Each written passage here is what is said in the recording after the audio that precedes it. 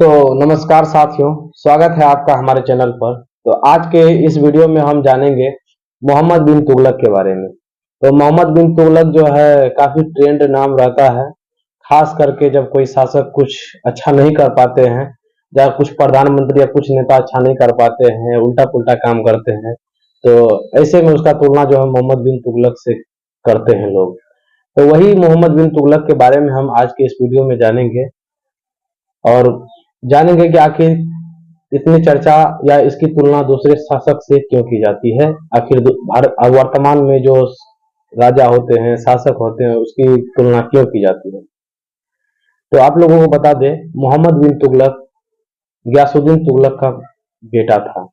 गयासुद्दीन तुगलक का जब निधन होता है 1325 में, तो जुना खान जो बाद में मोहम्मद बिन तुगलक के नाम से राजा बनता है, राजा नहीं कह सकते, सुल्तान बनता है और उसके बाद दिल्ली की गद्दी को संभालता है।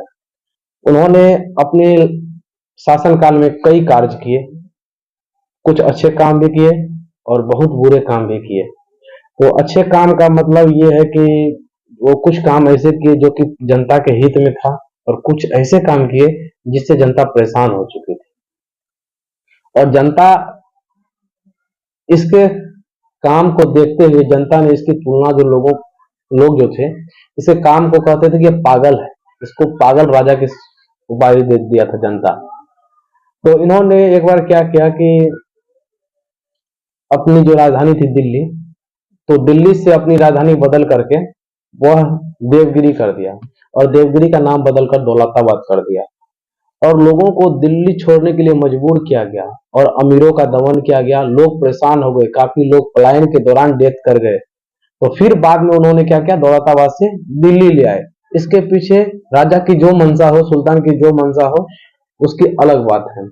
और एक बार क्या हुआ कि वह सोचा कि अपने राज्य का आय बढ़ाया जाए। तो आय बढ़ाने के लिए उन्होंने क्या किया, द्वाब क्षेत्र के इलाकों में कर बढ़ा दिया। जैसे ही कर बढ़ाया तो उसी साल जो है उस क्षेत्र में भारी अकाल पड़ गया, और भारी अकाल पड़ने के कारण जो है किसान जो है कर देने में असमर्थ हो गए। लेकिन उसके कर्मचारी उस इलाके के लोगों से जबरदस्ती कर वसूलना शुरू कर दिए, और इस वजह से उस क्षेत्र में लूटपाट शुरू हो गया। और बाद में यह चीज को रोकना पड़ा, और बाद में सरकार जो कृषि से रिलेटेड योजना बनाए और वह योजना सफल हुआ। तो इन्होंने जो भी काम किया, एक बार वह मुद्रा बनाया, और मुद्रा ऐसा बनाया कि वह सोचा था कि हम राज्य की आर्थिक व्यवस्था को नियंत्रित करें, इसलिए उन्होंने सांकेतिक मुद्रा का प्रचलन किया। और सांकेतिक मुद्रा का प्रचलन किया और धीरे धीरे इतना जाली नोट बन गया कि व्यापारी उससे लेने से इनकार कर दिए। बाद में यह व्यवस्था भी विफल हो गया। तो ये सब इसके कुछ बुरे काम थे। अब अच्छे काम की ओर देखते हैं। देखिए, अच्छे काम में ये एक कुशाग्र बुद्धि के तेज थे और विद्वान थे। कहा जाता है कि मोहम्मद बिन तुगलक 25 भाषाओं का ज्ञाता था, और सभी भाषाओं पर इसकी पकड़ अच्छी थी। यह दूरदर्शिता थे, लेकिन यह दूरदर्शिता उसका कोई काम का नहीं आया, लेकिन काफी विद्वान थे। तो कुछ अच्छे काम यही है। तो अगर आपको यह जानकारी अच्छी लगी तो हमारे चैनल को सब्सक्राइब कर दे, वीडियो को लाइक कर दे और एक प्यारा सा कमेंट करना ना भूले। मिलेंगे अगले वीडियो में, तब तक के लिए जय हिंद।